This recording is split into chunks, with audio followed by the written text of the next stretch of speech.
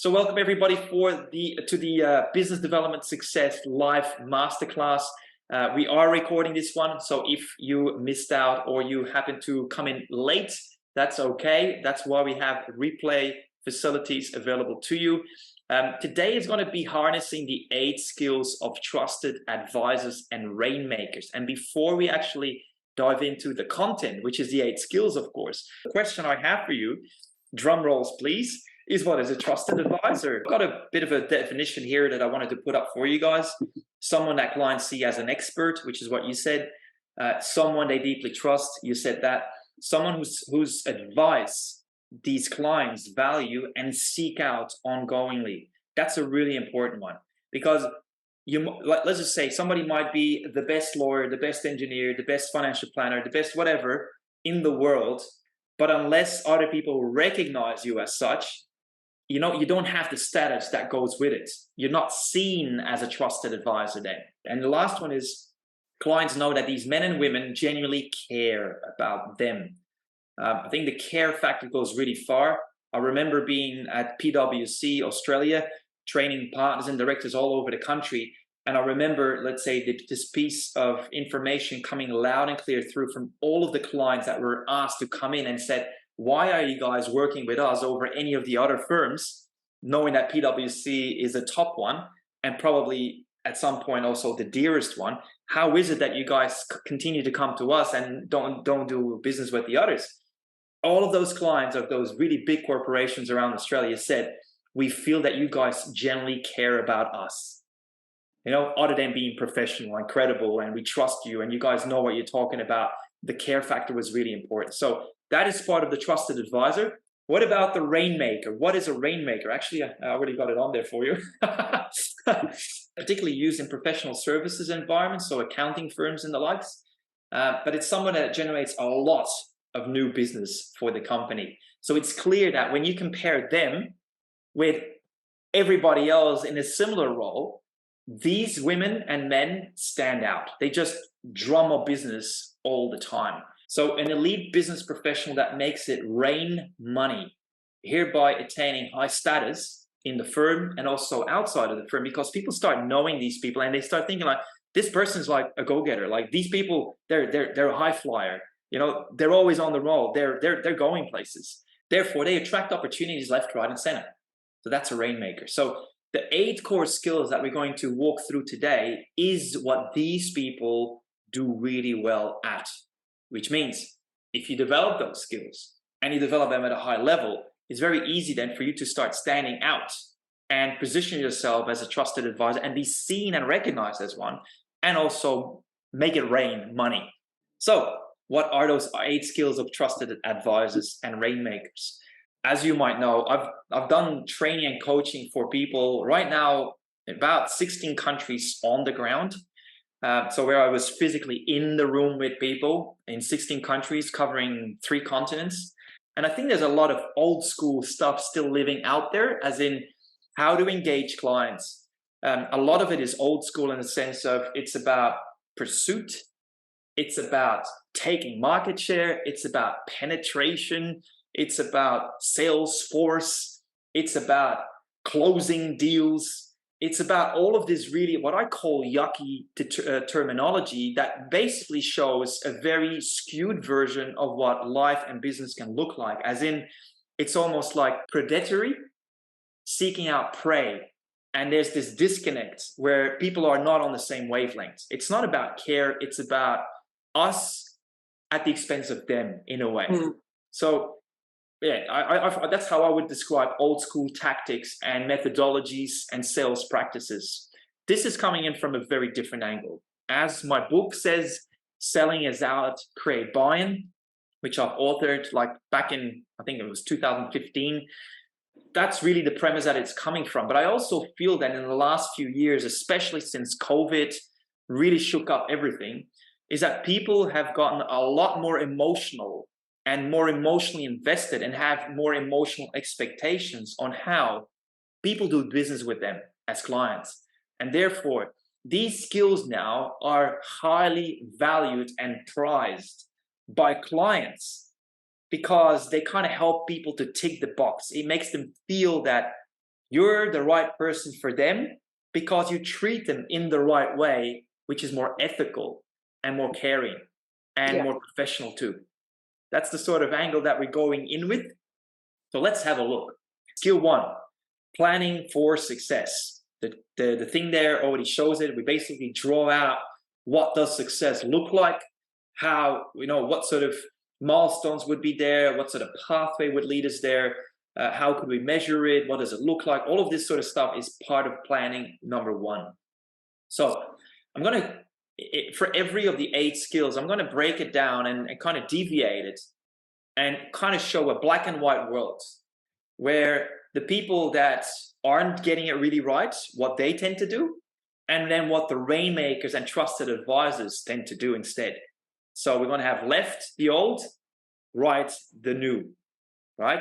Left the not so successful and really average, mediocre, and stuff that people could scoff at times as a client because it doesn't really live up to their expectations.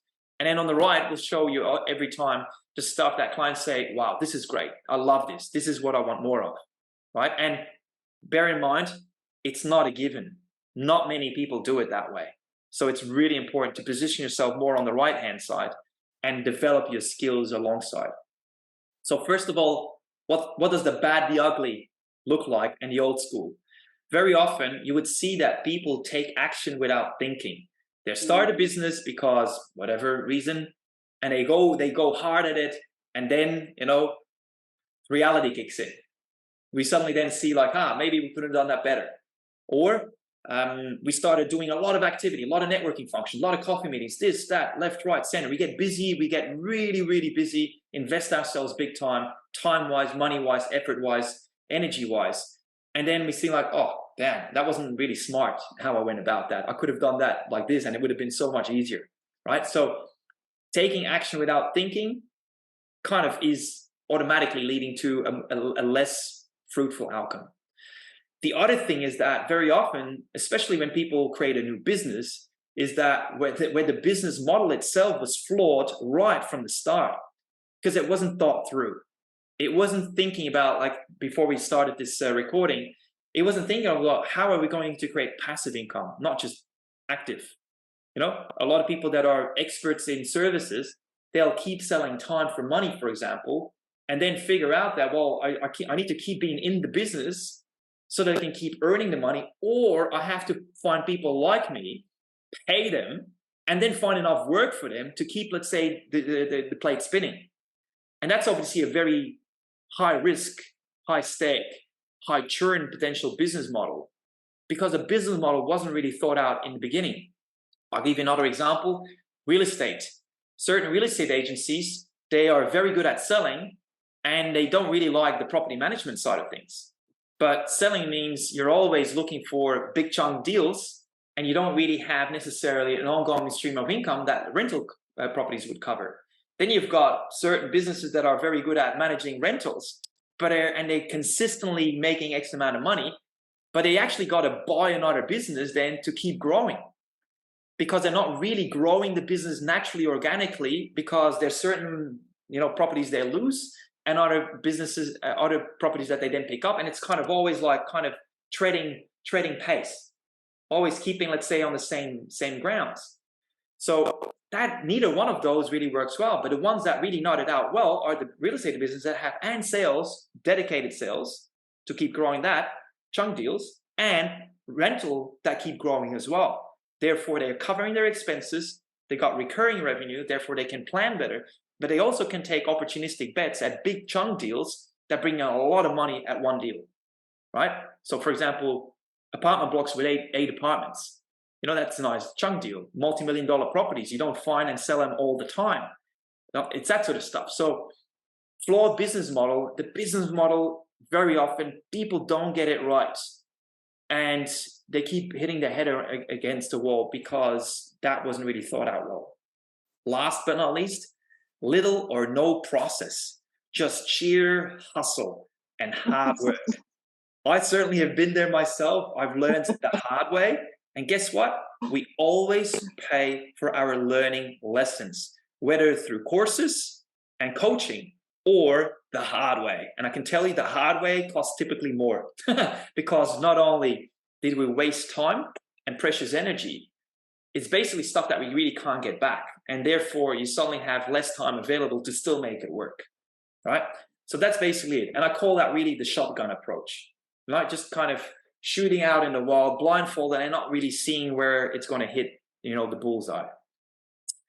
On the flip side, the better side, the trusted advisors and rainmakers, they do things differently. And what does it look like? They've got a plan to succeed, and they make sure that this plan is agile. Really important, because there's also an old school way of thinking that you would need a strategic plan fully worked out in detail that lasts for 5 years. Guess what? All of that sort of stuff in this day and age is out of the window. And what really works better is 90-day plans to a full year, and being nimble and agile enough to keep tweaking it along the way. That's a much better proposition these days. The other thing is that they also follow a success formula. They work smart rather than hard. And they have a focused approach. Once you got a plan, then of course it's about working with the plan and tweaking the plan all the time, but always using the plan as a reference. And then of course being open to feedback from the market and business partners and referral partners and clients to obviously keep tweaking it, because the universe is always beautifully rigged in our favor, and it always gives us the feedback required to grow. But sometimes people turn a blind eye to them and they don't want to see or hear it. The feedback that comes from staff, from clients, from all sorts of parties that you didn't see coming. And if you're not sensitive to that, you might get stuck in a one way that is not really going to get you the optimal value, right? So you need to be agile and nimble enough. Focused, yes, but also still be agile and flexible to keep making sure that the value proposition really is better suited for the people that want it in the first place. So one thing that we do all the time in our business is we constantly ask for feedback and also share ideas up front before we even launch a new product or service offering, to see how our captive audience likes it or dislikes it and how they would do it differently. Then we even ask them, like, how much would it be worth to you if you were to find this exactly the way you want it? So we really work very collaboratively on creating new solutions together with the very people that it's designed to benefit, the clients, right? And our audience. So this is the focused approach as opposed to the shotgun approach. That's planning for success. The second skill now is an interesting one too, because prospecting can be done in very different ways. It can be very much done like going to, for example, a business, say, networking function, and where you want to do speed dating, where it's all about handing out as many business cards as you can and collecting as many business cards as you can, and thinking that that is going to build relationships and build trust and build expertise and build business. It doesn't work that way, right? So if it's not that, well, let's just continue on. What does the bad and the ugly look like, which often happens still today? It is trying to do business with everyone, thinking that everyone with a pulse, everyone that can breathe, everyone that's got a bit of money in their bank account is a good client.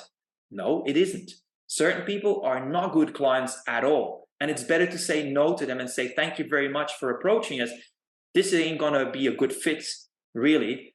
Perhaps you can go better to whoever there and refer them somewhere else. If it's not your core business, if it's not what you really are good at, if they haven't got the right budget for you to be able to do a good job for them, all sorts of things like that, or even if they got the wrong mindset.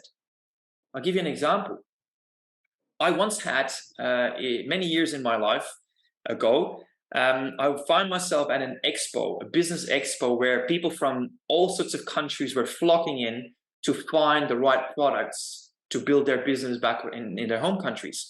And I had one day 4 little gentlemen from Italy rock up to my booth, and they all held these, these old briefcases where, you got those little, things to turn, and then it flips open, and you think like there must be money in there, right? So all 4 of them carrying a briefcase like that, and basically saying in very broken English, where is your most expensive product?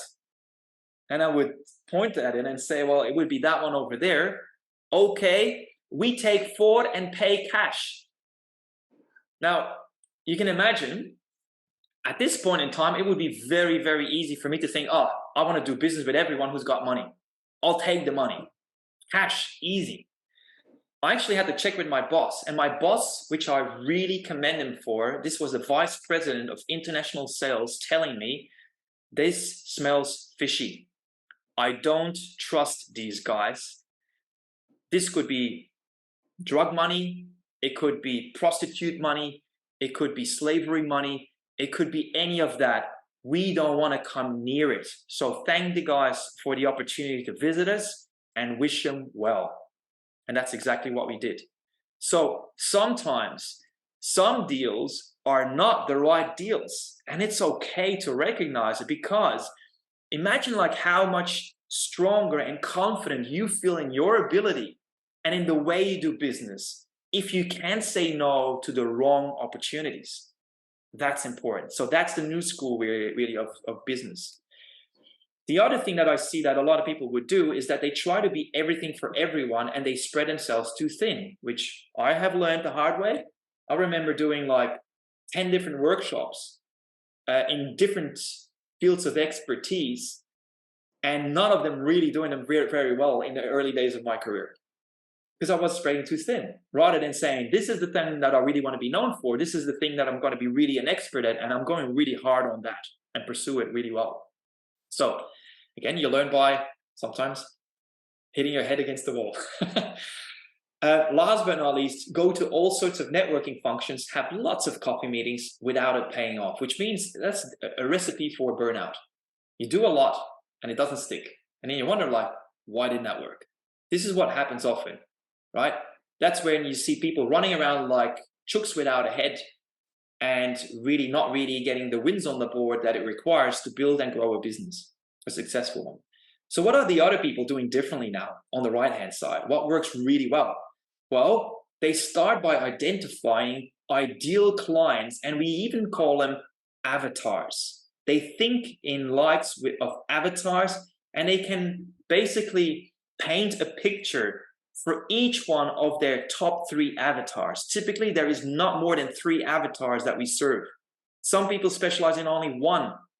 My audience, basically my ideal clients are fitting in 3 different personalities, or avatars as we call them.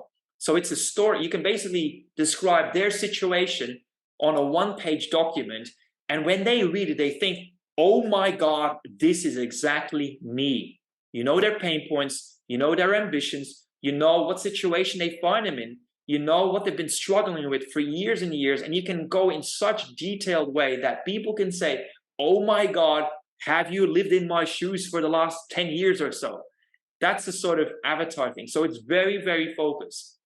And therefore, they also know when somebody isn't an avatar to say no to those opportunities because they are not the right fit. Secondly, they know where they bring most value and they pursue their opportunities strategically. They know what sort of clients they can work really well with, not just once, not just twice, but over a long period of time. Meaning recurring revenue all the time with the same people.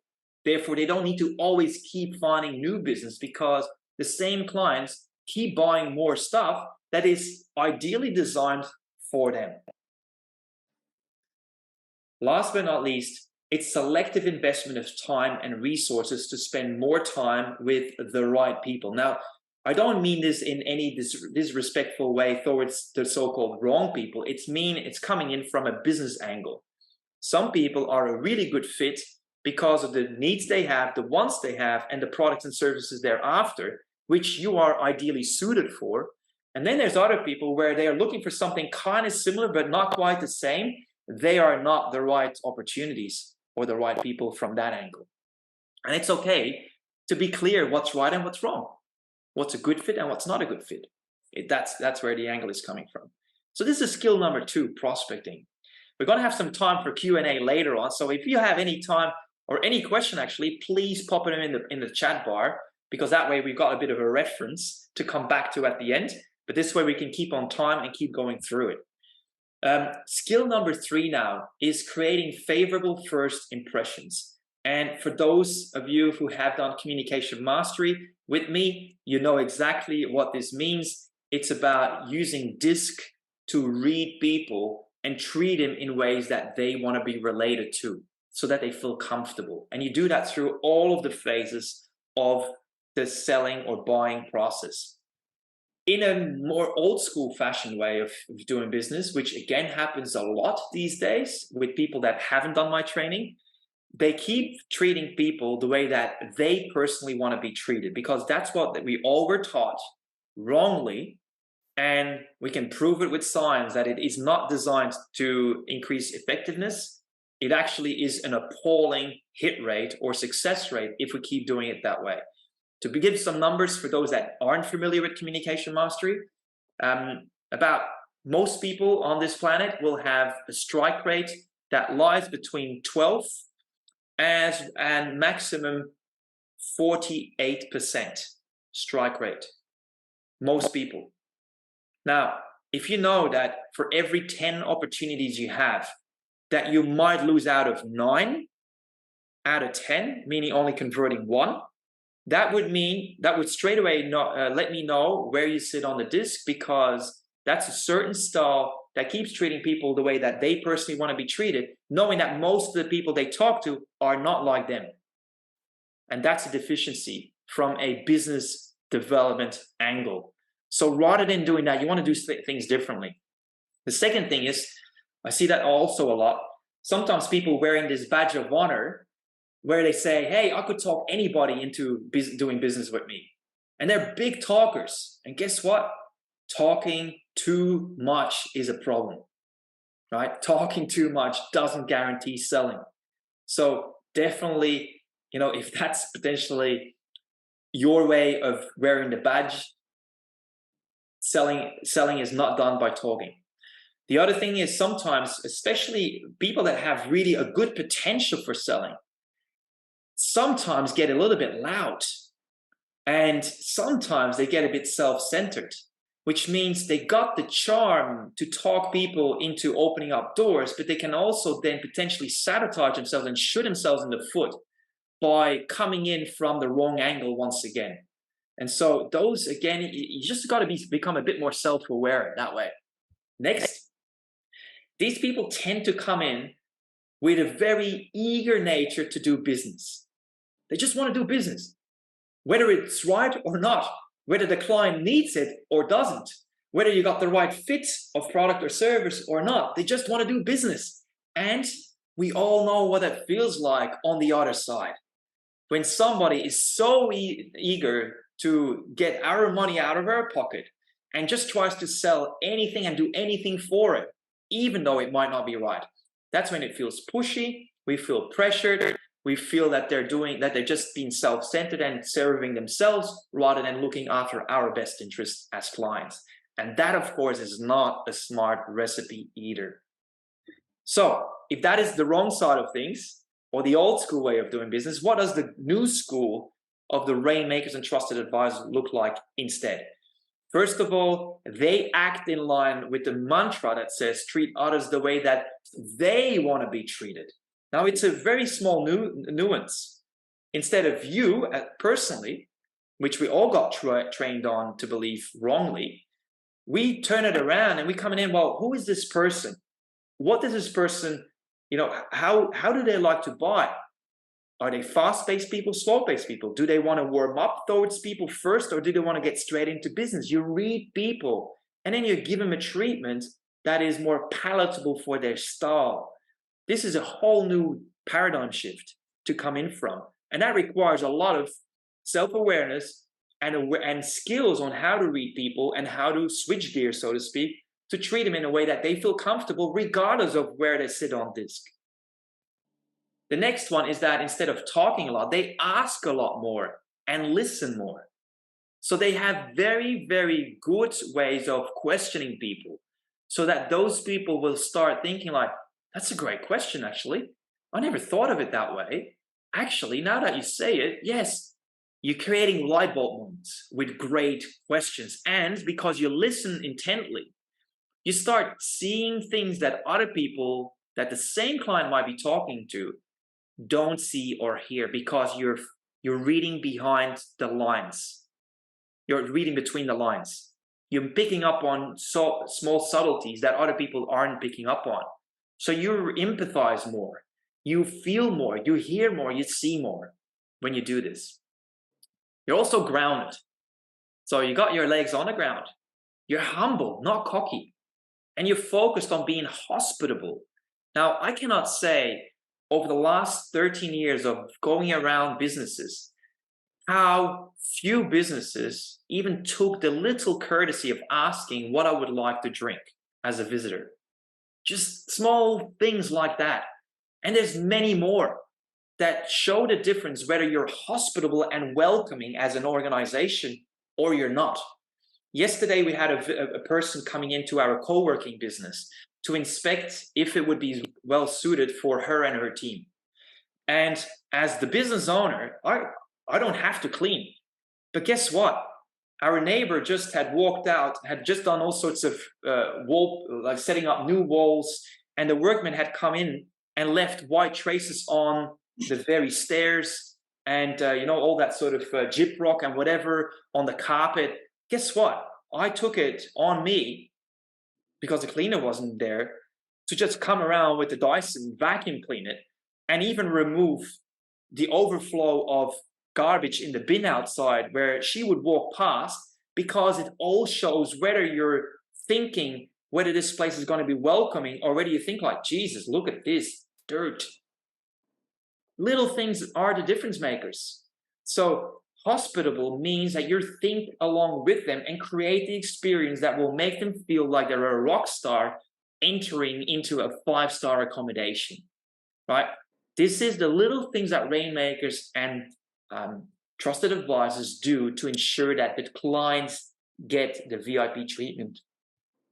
And last but not least, instead of eager to do business, these men and women are eager to make a difference. They are more on a spiritual journey to add value to benefit and make a difference in the lives of other people, including clients. So this is a very different angle, because if I know in my heart and soul that my service or product is not the right fit, and I respectfully mention this, that I feel that these people will be better served elsewhere, then I'm making a difference. And as karma always builds, you and I know that this will also come back to us in different ways. It might not be this client, but they happen to have a friend who actually is a perfect client, is part of our avatar, and they refer them to us, and we do business with them instead, or whatever way.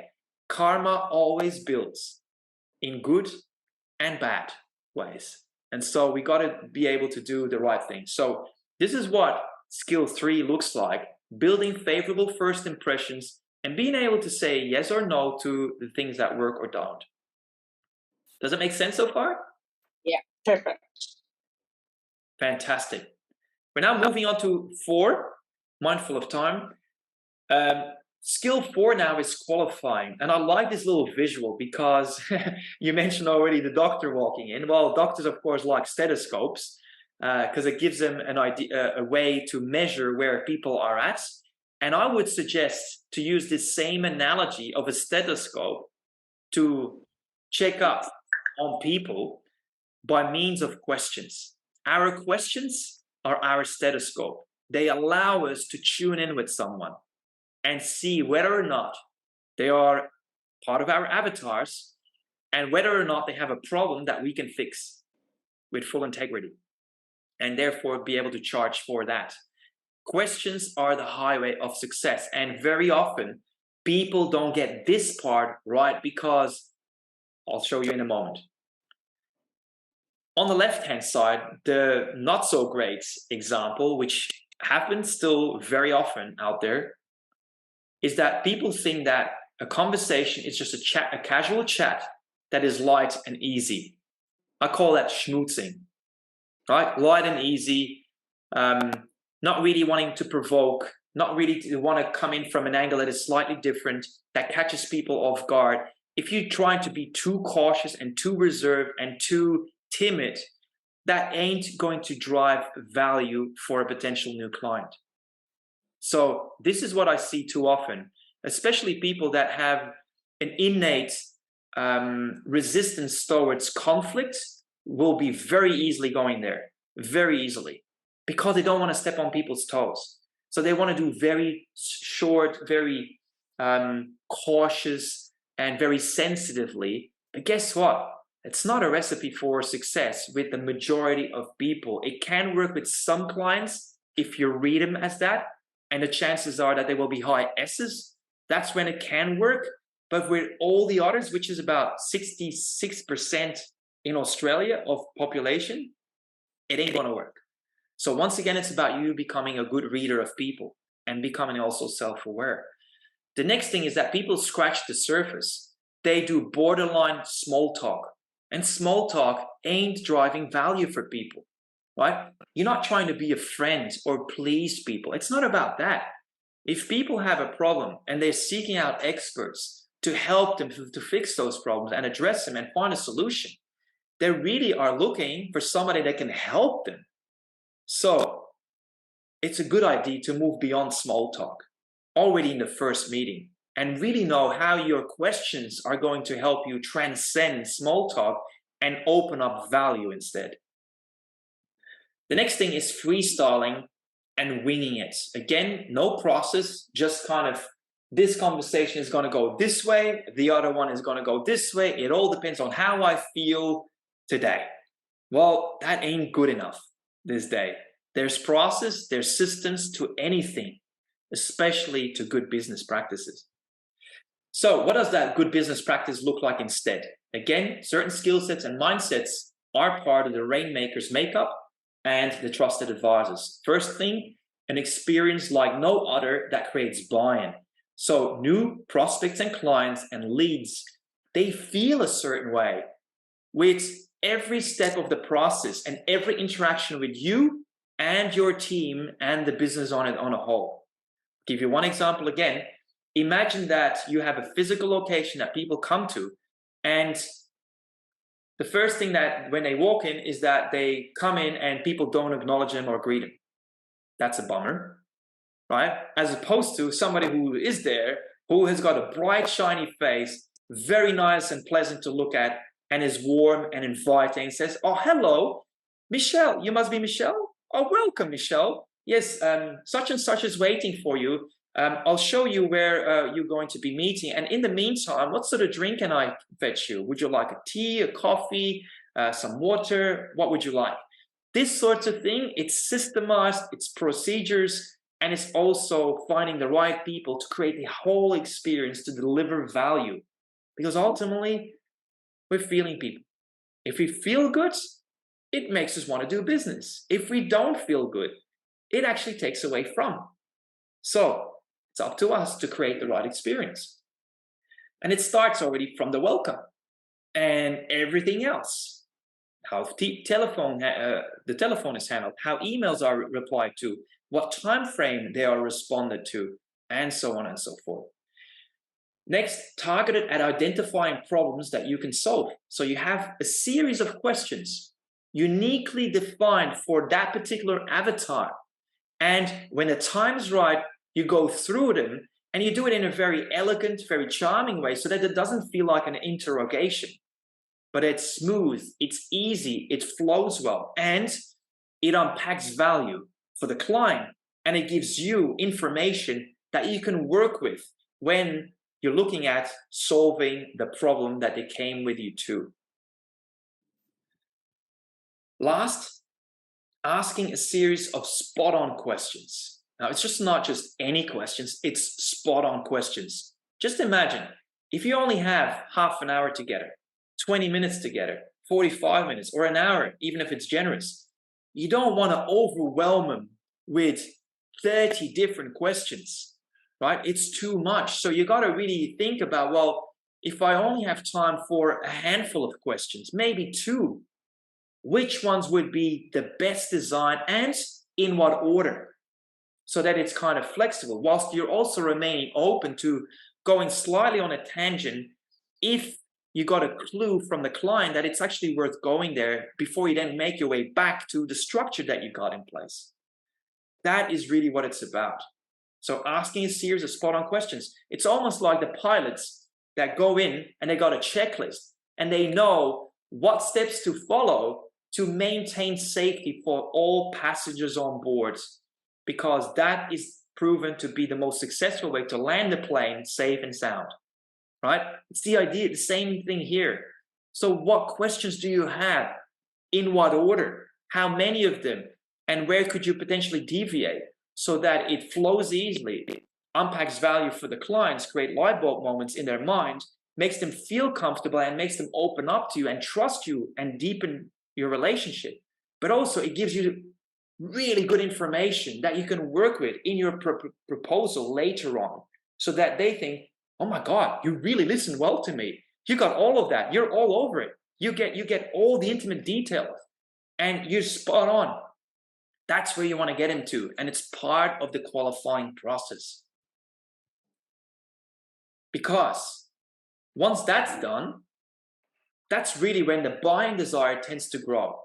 When you can then summarize in their own words and then create a proposal that exactly shows not just where they're at, where they want to get to, and then show them a way that seems so logical and reasonable and actually desirable, well, it's a no-brainer then to say yes to it. So buying desire happens a lot during the qualifying process, where too many people talk too much and don't listen enough, which we said earlier is a problem. So you got to be ready to ask a lot, listen a lot, and then let the client do the talking, so that you're ready for skill number 5, which is demonstrating value. Ultimately, you and I know that most leads, prospects, and clients might be talking to somebody else as well, right? So they might ask you for a quote or a proposal. They might ask Joey next door for a proposal. They might ask Susan down the road for a proposal. So you're going to be compared with others. And I always say, your job and mine is to be the yellow pencil, not the black one. The black is the old, plain, boring, looks the same, smells the same. It's commodity. There's no value in it.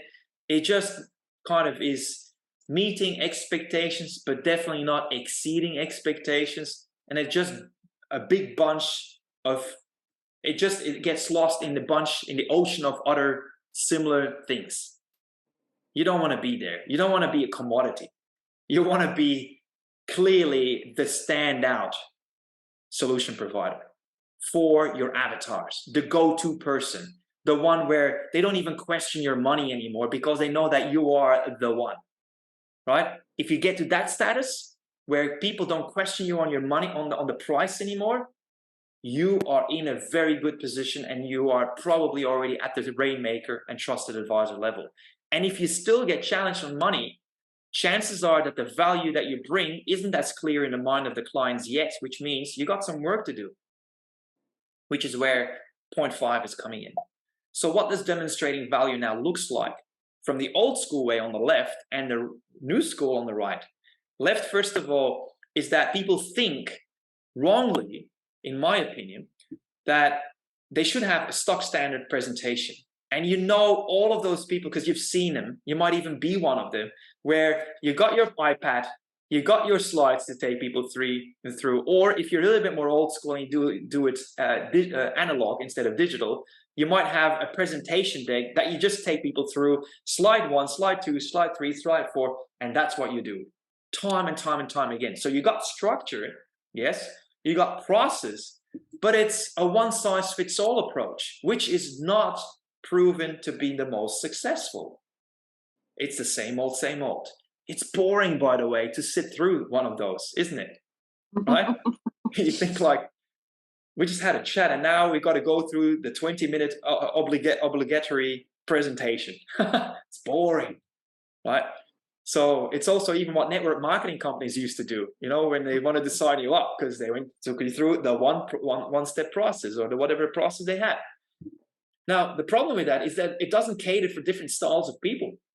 it's a one-size-fits-all approach, which once again, if you put the maths to it, scientifically speaking, it will have a strike rate of anywhere as low as 12% to as high as 46%, but that's going already pretty high. You definitely don't get a 10 out of 10 or 100% strike rate, unlike my students have. I know several people that put proposals together and present them and close them 9 or even 10 out of 10. That is unseen. It's definitely beyond the absolute normal and average and what's normal out there. So we do things differently, right? So the other thing that also is done wrongly at times is done in the assumption that the information itself will sell itself or the process will sell itself. Once again, a one-size-fits-all doesn't suit everyone. So typically that one-size-fits-all will be catering for 1 out of 4 styles on the disc only, which means for them it might work, but for all the others it won't. So you basically are shooting yourselves in the foot by doing this way. So what should we do instead? Let's now go to the right-hand side where it really works good. You do template your approach, yes, but you customize it for maximum impact. And what do I mean by that? Is you might have 4 different presentations that suit different styles, or your proposal might be written either in 4 different ways or might cater for 4 different styles at certain sections of the proposal. So that when you do take people through it, you know exactly who to look at when it's time to talk about the terms and conditions, because that is going to be what the analytical person sitting around the boardroom table wants to hear about. So the CFO, for example, or the accountant. Equally, if it's time to talk about health and safety, you want to turn around to the person that really cares about the team and people and wants to do right by them, and might be Mother Chook, or the work health and safety advisor, or the HR manager, or whatever. You know when it's time to look at that person and say, hey, Sanya, I think you're really going to like the next part of this proposal, because this is going to talk about how we maintain safety for everyone involved, right? Then you're also going to walk them through the process, the steps, and all the steps involved, which again is a certain type of person that will be looking for that information. And really importantly, right at the start, some of the very results-focused people, they just want to know straight away in the first 2 minutes what you've got for them, how much it's going to cost them, and what the ROI is going to be. And that is captured in your executive summary right at the top in bullet point style. So then you also know when to look at, let's just say, the CEO, who's like that maybe, and then you say, hey, look, Nathan, I know that your time is busy and that you might be called out in just a moment. So I just want to get straight to it with you.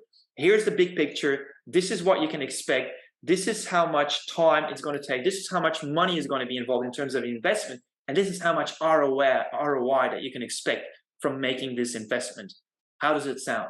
So you're going to know how to pitch individually, simultaneously at one boardroom meeting, but also you'll have your proposals and your slides well organized for maximum impact. It means even that you might skip through certain slides if one of the people that you prepared them for isn't present in the room and you know that the others won't take an interest in it. It's that sort of customization. You need to think again of you being a maître d'hôtel, like somebody who welcomes you in a silver star restaurant, right? Silver spoon dining experience, and where they know who you are, what your preferences are, and they give you exactly what you want. You know, sometimes even before you were about to ask for it, they already got it for you. If you do this for your clients, it's an uncanny, really next level experience that very few people create out there, but my students do. Next thing is that your part of the prep has been done on the people we expect to present to. So it's not necessarily about, hey, you know, like so many people do wrongly, this is our company, these are all the awards we've won, we're so good, we're so great, this is what people say in terms of niceties, and this is the stock standard presentation that we just rolled out for everyone already, all the 100 people before you. That's the wrong way.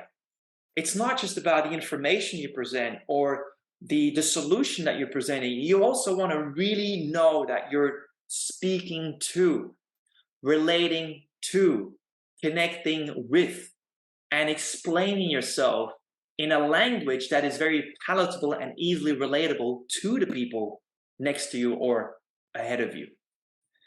And that again is a skill set that is required to be developed. We deliver value in line with each person's style. That's the thing, because value for one person might be about getting the facts right, crossing the I's, dotting the T's, and having everything well planned. And for somebody else, on the complete opposite, might be about having a great experience while chatting to you in the boardroom because they want to have fun. Now, these two people are a night and day difference. So how do you accommodate for the one who wants to have the fun, but also cover the facts for the one who wants that? This is sort of bespoke customization that allows that you really need to train and practice to get there so that you have a high strike rate and become a rainmaker or trusted advisor. Now, I'm mindful that time is really ticking, so I'm going to go a little bit quicker through this. Skill 5 is influencing decisions. Really core skill set as well, because what often happens is that people wait for the client to get back to them. And that is becoming reactive. Business development success lives by being proactive rather than becoming reactive. You got to keep control over the process because a pipeline doesn't fill itself. Conversions don't work automatically. You got to work and plow the land so that it gives you the crops that you're seeking, right? So it's proactivity is the key. So waiting is not a good game. The other thing very often is that I see that people are driven by fear as a business development person or a salesperson or a business owner even. They are fearful that they might be too expensive compared to others. They also are fearful that, they don't want to come across as being pushy and make yet another phone call or email. And so all of this is what I call sabotaging behaviors, because ultimately, not only do you shoot yourself in the foot by waiting, you're also doing the client potentially a disservice by guiding them towards a solution. 80% of business moves to someone else, meaning a competitor, that follows through if you are not proactive enough. And that's a given. Clients like people that look after them and make sure that they find what it is they want and reap the rewards from implementing it. Because let's just say that you help them find something they like, but then they're wary and there's something that just keeps them from making the decision. And if you're not guiding them through that last step, getting them over the last hurdles, address their concerns, and make them feel comfortable about making the plunge, well, you're doing them a disservice. You took all of this time to get him almost at the finish line, and just one step away, you basically say, now it's up to you. And you walk away. That doesn't work. It doesn't work that way. Rainmakers know that it's not just follow up, it's about following through to the finish line, which is where we see that the rainmakers do things differently. They see follow through as part of the service. It's a service thing. It means they want to help the client and make the difference that they know they can get to, provided they guide them there and make them feel comfortable about it. Next thing, that we influence people professionally without being a nuisance. So it's finding that right balance about, keeping our own anxiety in check or our own, self-doubts and really stepping back into a confidence role where we say, look, these people have come to me because they seek my expertise. Therefore, I have to perform for their sake. So it's a very different angle. It's new school, right? So it's not about being a nuisance. So you just know how to work, plow the land to keep influencing decisions without coming across as a pest. Last but not least, business converts when clients feel comfortable. Really key is comfortable about proceeding with us. Again, if we feel that our value proposition is a really good fit and we can articulate it in a way that the clients recognizes that too, that's when they feel comfortable about proceeding with us. And if it isn't the case, we also have the integrity to say, you know what, it sounds like we won't be able to help you on this occasion. Thank you for the opportunity. That's it. Skill 7 then is agreeing to proceed. We only got 2 left, and then we're going to close it for Q&A. Skill 7 is agreeing to proceed, which is basically signing on a dotted line, as we all like. What do people do very often in a less constructive way on the left? Well, it sounds like they're afraid to ask for the business. And I see it time and time again. We're doing people a disservice when we don't ask for the business, especially if we got all the signs that people are ready to proceed. So you got to be able to learn, like focus your attention more on other people and know what to look out for, so that you don't, keep it an internal game where you're allowing to be played by your own feelings of insecurity. Because the insecurities are sabotaging behaviors. They work against you, and they certainly also work against clients, because clients want to do business with people that they feel know their stuff, are confident in their ability to deliver, and make us feel comfortable about saying yes, just like we did when we were at the altar. You don't want to ask your partner in a very insecure way, well, do you want to marry me? It doesn't work that way. You really got to show that you're really fully committed and that you know what you're in for. Same thing. So feeling nervous as soon as we talk about money, a lot of people have very negative connotations around money, and therefore cannot have those conversations in a professional way. And therefore they shy away from having them, which means they become reactive again. Now, guess what? Business is only being done when we can comfortably talk about everything, including money. And so if a fee, a service, or a product requests a certain fee or investment, it's perfectly fine to talk about it and hold the value up rather than trying to discount because you feel insecure that it is the right value that we're charging. So coaches, for example, that I know, have always a certain amount of dollar figure in their mind about how much they can charge for an hour of working with clients. And after that, they become very insecure and very uncomfortable about the notion of charging 50% more. So this is, again, striking at the heart of it. This example is about, we don't always easily talk about money. And if that is the case, it's time to do something about it, because business is always revolving around money. It's fair exchange. People get a solution in return for the money that they give you. And that's fair exchange. And it's okay to be confident about having those sorts of conversations. We also then sometimes procrastinate on following through activities because we just shy away from making yet another call, following up, inviting them to a function, sending another email out, checking in with how they're feeling about it, if they got any queries. Sometimes we shy away from that sort of easy to do activities just out of fear. And once again, fear is not a great recipe for a great life or business.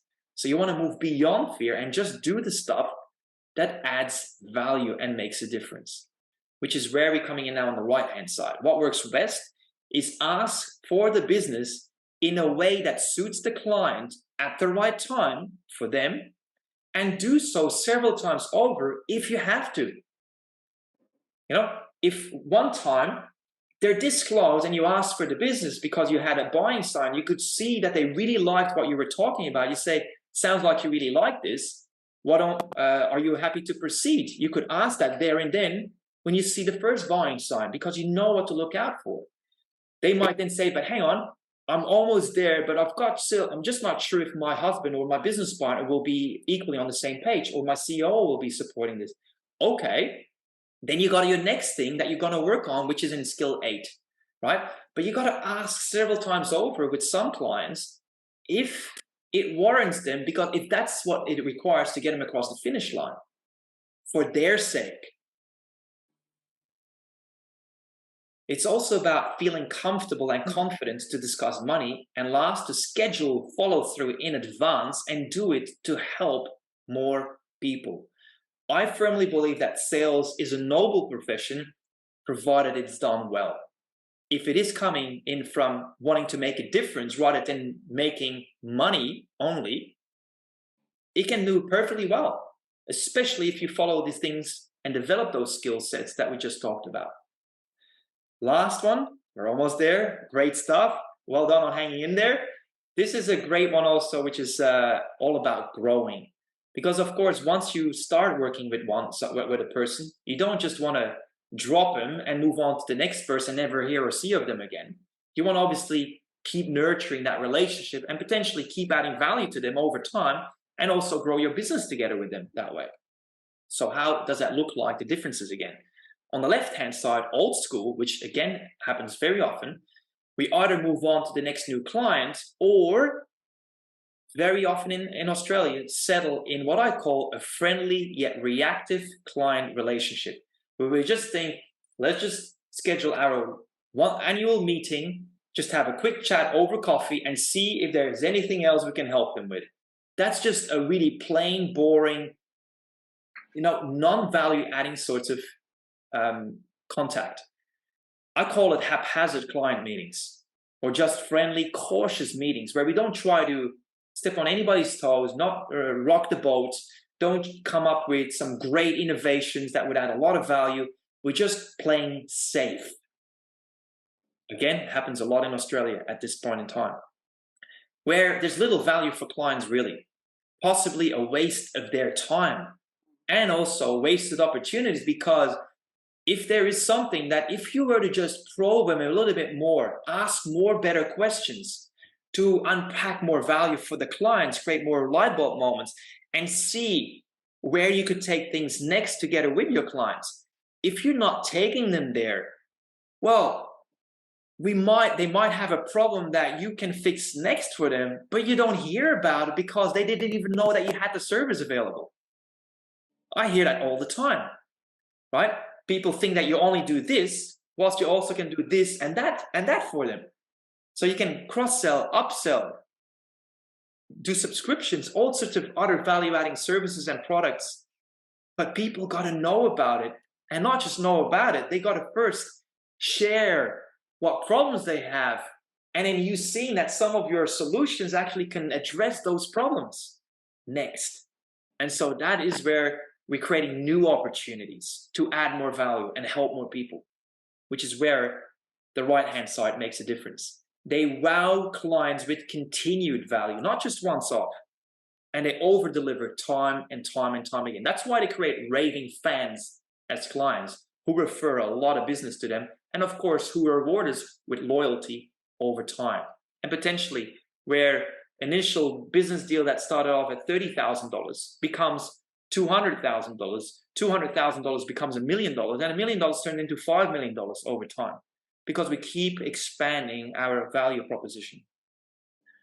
Proactive activities that go above and beyond expectations, which means we are doing some analysis on the client situation without them even telling them up front.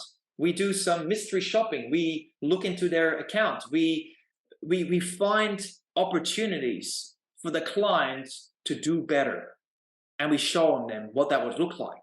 So we proactively create new openings, which create massive value and transformation, not just business improvement or, giving a better time, making them feel good. Now, it's not about that. It's a lot more than that. This is where growing comes in. We've now covered the 8 core skills of trusted advisors and rainmakers. And if you were to really want to take this to the next level, we all know that knowing about it is one thing, but actually developing the skill sets and actually changing your habits and transforming yourself so that you become a trusted advisor and rainmaker. Well, if you would like to do that, we have a 10-week accelerator, which is called Business Development Accelerator, that then once people have done the 10-week course to develop those skills and mindsets and overcome their fear as well, is then people can also choose to upgrade and become a member on a subscription-based level where they keep, let's say, taking things to the next level with us. But that's just an add-on after the 10 weeks. If you were to be interested in that, really check out this program or talk to me about it.